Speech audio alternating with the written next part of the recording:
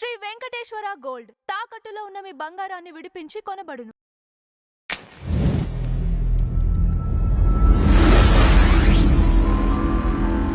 గురుగారు నమస్కారం. శ్రీమాత్రే నమః. పరాభావనామ సంవత్సరంలో సింహరాశి వారికి వారి ఫలితాలు ఎలా ఉండబోతున్నాయి? ఇక్కడ ఏంటంటేనండి, ఎప్పుడు కూడా మనం పరాభావనామ సంవత్సరం ఏ సంవత్సరం అయినా మనం చూసుకునేది ఏంటంటే పంచాంగం తీసి ఆదాయము వ్యయము రాజపూజ అవమానం ఎలా ఉందో చెక్ చేసుకుంటాం. వీరికి ఈసారి 5577గా ఉంది, అంటే అంత ఈక్వల్గా ఉంది. ఓకే. అయితే ఇది ఇలా ఉంది కదా, మనకు ఆదాయం పెరగదు అనేది పెట్టుకోకండి. దీన్ని రెమెడీ చేసుకోవచ్చు. ఒకటి, మీ పర్సనల్ చార్ట్లో కనుక ఫైనాన్షియల్ స్థానం బాగుంటే మీరు దీని గురించి టెన్షన్ పడాల్సిన అవసరమే లేదు. రైట్. అయితే ఈ యొక్క విషయాలు చెప్తుంది నేనైనప్పటికీ చెప్పిస్తుంది సాక్షాత్ లలిత అమ్మవారిగా భావిస్తూ, ప్రధానంగా ఇక్కడ ఏంటంటే వీరికి సింహం వారికి రాశిలో కేతువు యొక్క సంచారం జరుగుతుంది. దీనివల్ల ఏంటంటే కొంచెం వైరాగ్యము విరక్తి ఉంటాయి. అయితే ఇక్కడ మనం ఆదాయం పెంచుకునే ఇది చూస్తున్నాం కాబట్టి విష్ణు సహస్రనామాలు ఎంత చేస్తూ ఉంటే అంత బాగుంటుంది.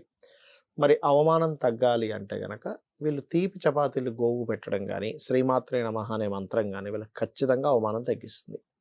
ఇది ప్రధానంగా గుర్తుపెట్టుకోండి.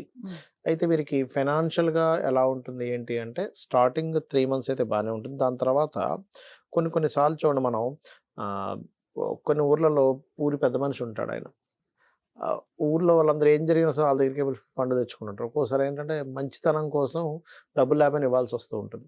అలా ఏంటంటే కొన్ని స్పిరిచువల్ రిలేటెడ్ కొన్ని వాటికి తప్పనిసరిగా ఖర్చు పెట్టాల్సిన పరిస్థితి ఉంటుంది. ఎందుకంటే ఖర్చు స్థానంలో జూపిటర్ వస్తున్నాడు కాబట్టి. అయితే కేతువు ఎప్పుడైతే నవంబర్ నుంచి మారిపోతాడో అక్కడ నుంచి కొంచెం ఏదో తెలియని ఒక స్ట్రక్ అయిపోయినట్టుగా ఉన్న లైఫ్ నుంచి వీళ్ళు బయటపడగలుగుతారు. బికాజ్ ఆఫ్ లగ్నం నుంచి కేతు వెళ్ళిపోతున్నాడు కాబట్టి. సో ఎప్పుడైనా లగ్నంలో కేతు ఉన్నప్పుడు ఏంటంటే అంటే రాశిలో కానీ లగ్నం అనుకోండి, సింహరాశి తీసుకుంటున్నాం కాబట్టి రాశిలో ఉన్నప్పుడు ఏంటంటే ఎంత వీళ్ళు గణపతిని ఉదయం నిద్ర లేచిన వెంటనే గణపతిని స్మరించుకున్నట్లయితే అంత బాగుంటుంది.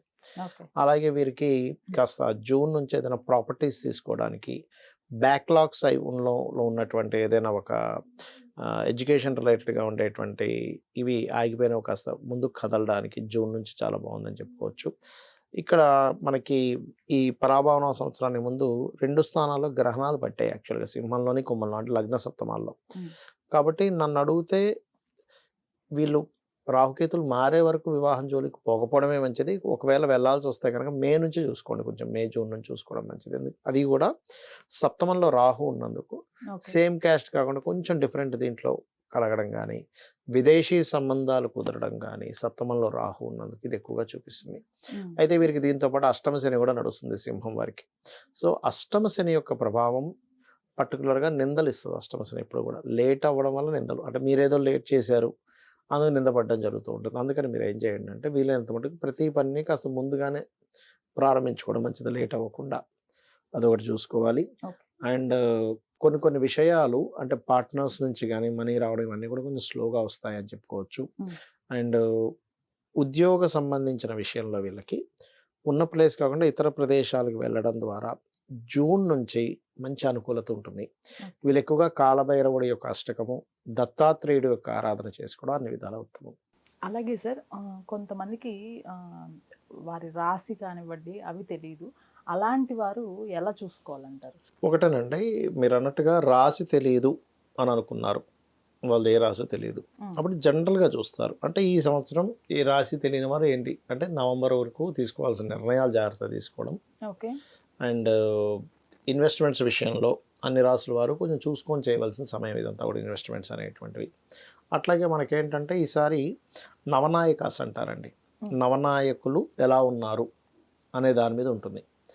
ఈ సంవత్సరం రాజు గురువు అయ్యాడు. గురువు యొక్క స్వరూపం పాడైంది కాబట్టి ఈ యుద్ధాల వల్ల అనుకోండి, మనం గతంలో ఆల్రెడీ 2-3 నెలల క్రితం ప్రిడిక్ట్ చేసాం. అదే మనకి ఇప్పుడు ప్రజెంట్ జరుగుతుంది కూడా యుద్ధాల విషయంలో. కొంచెం యుద్ధాల వల్ల జన నష్టం ఎక్కువగా చూపిస్తుంది. ఇందులో ఈ యుద్ధాల వల్ల ఎక్కువగా అమెరికన్ కంట్రీ కానివ్వండి, సౌదీ కంట్రీస్ కానివ్వండి, ఇవి ఎక్కువగా ఎఫెక్ట్ అవుతాయి మన ఇండియా కంటే కూడా. ఇండియా కొంత పార్టిసిపేట్ చేస్తుంది కొంతమందికి సపోర్ట్ చేయడం కోసం, అంతేగాని ఇండియా మీద ఎఫెక్ట్ ఎక్కువే ఉండదు.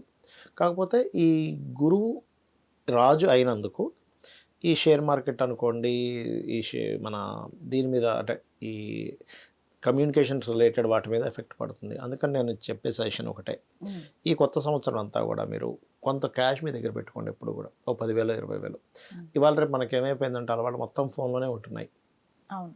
మీకు ఒక నెల రోజులు మీ దగ్గర క్యాష్ ఉంటే మీకు ఆన్లైన్ పేమెంట్ చేయకపోయినా ఇబ్బంది లేదనేంత నెల రోజులు సరిపోయేంత డబ్బు మీ దగ్గర ఉండాలి. ఎందుకంటే రాబోయే ప్లానటరీ పొజిషన్స్ ఇప్పుడు చూడండి మనకి ఎప్పుడు కూడా పంచగ్రహ కూటమి అనేటువంటిది 2-3 సంవత్సరాలకు ఒకసారి వస్తుంది. చతుర్గ్రహ కూటమి ఎవ్రీ ఇయర్ వస్తుంది. కానీ ఈసారి ప్రత్యేకంగా మనకి ఏమైందంటే 2026 సంవత్సరంలో 3 సార్లు వచ్చింది పంచగ్రహ కూటమి అండ్ 3 సార్లు చతుర్గ్రహ కూటమి. ఇవన్నీ ఏంటంటే కూటమి అంటే దీని అర్థం ఏంటి, అందరూ కలవడం, యుద్ధం కోసం కలుస్తుంటారు. పలానా దేశాలన్నీ ఒకటవ్వడం, ఇంకో దేశాలన్నీ ఒకటవ్వడం, దానివల్ల యుద్ధాలు రావడం. దీనివల్ల ఏమవుతుందంటే ఈ యుద్ధాల దీంట్లో కొన్ని శాటిలైట్స్ దెబ్బతినడం కానీ, సిగ్నల్స్ దెబ్బతినడం కానీ, ఈ గోల్డ్ కావచ్చు లేకపోతే ఆయిల్స్ కావచ్చు అవన్నీ విపరీతంగా పెరగడం కానీ, కొన్ని రోజులు రవాణా సంస్థ ఈ పెట్రోల్ ఇవి లేకపోవడం వల్ల కొంత స్ట్రక్ అవ్వడం కానీ ఇట్లాంటివి ఉంటాయి. అలాంటప్పుడు మీకు సిగ్నల్స్ ఏదైనా డిఫెక్ట్ అయ్యి ఇది ఈ రకంగా ఫోన్లో నుంచి మనం వాడుకోలేని స్థితి కొన్ని రోజులు వస్తాయి. పరిస్థితి ఏంటి, క్యాష్ లేకపోతే. కాబట్టి ఒక నెల రోజులు సరిపోయేంత క్యాష్, ఒక నెలకు 20,000 30,000 ఖర్చు అవుతుంది కూడా 20,000-30,000 జేబులో పెట్టుకోండి అంటారు. ఈ జాగ్రత్త మాత్రం తీసుకోండి. ఇక మరొక విషయం ఏంటంటే చంద్రుడు అయ్యాడు ఈసారి వర్షాలకు కారకుడు, బ్రహ్మాండంగా వర్షాలు కురుస్తాయి. అర్ఘ్యాధిపతి అంటారు, అంటే మనకి ప్రైజెస్ కారకుడు. ఈ ప్రైజెస్ కారకుడు కూడా చంద్రుడు అయ్యాడు ఈసారి. కాబట్టి ఏంటంటే ఈ రోజున్న రేటు రేపు ఉండదు, రేపు ఉన్న రోజు ఎల్లుండి ఉండదు, ఇలా ఉంటుంది పరిస్థితి. అయితే ఈ పరిస్థితులు ఎలా ఉన్నా కూడా మీరు అంటే మీ జాతకం తెలియదు, ఇందాక మీరు అన్నారు జాతకం తెలియదు ఎలాగా అని. జాతకం తెలియదు అన్నప్పుడు మనకు కావాల్సింది ఏంటమ్మా, సింపుల్గా హెల్త్, వెల్త్, అంతే కదా. వెల్త్కి వచ్చేసి ఓం సంపత్కరీ సమారూఢ సింధుర వ్రజ సేవితాయే నమః మంత్రం. హెల్త్కి వచ్చేసి ఓం సర్వవ్యాధి ప్రశమని సర్వమృత్యు నివారణి అగ్రగణ్య చింతిరూప కలికల్మషనాశినే నమః. ఈ మంత్రం ఎవరైతే చేస్తారో 100% వాళ్ళ యొక్క ఫైనాన్షియల్ స్టేటస్ కానివ్వండి, వాళ్ళ హెల్త్ కానివ్వండి ఖచ్చితంగా బాగుంటుంది, అందులో సందేహం ఏం లేదు. అయితే ఈ ఈ ఈ సంవత్సరం ఎక్కువగా మనకి ఎందుకు యుద్ధాలు వస్తున్నాయి అంటే మంత్రి కుజుడు అవుతున్నాడు. అందుకని ఈ యుద్ధం వైపే తీసుకెళ్తూ ఉంది మొత్తం కూడా. అంటే ఎవరైనా సరే వాళ్ళ శక్తిని చూపించుకోవడం ఎలా చూపించుకుంటారంటే, ఇప్పుడు చూడండి బాగా బలవంతుడు వారి శక్తిని బలంతో కొట్టి చూపించుకుంటాడు, బాగా తెలివైన వాడు తెలివితో చూపించుకుంటాడు. అట్లాగే ఈ సంవత్సరం కుజుడు అయ్యాడు కాబట్టి ఈ గొడవల రూపంలోనే ఎక్కువగా ఉంటుంది అనేటువంటిది బలంగా చూపిస్తుంది. Thank you sir. శ్రీమాత్రే నమః.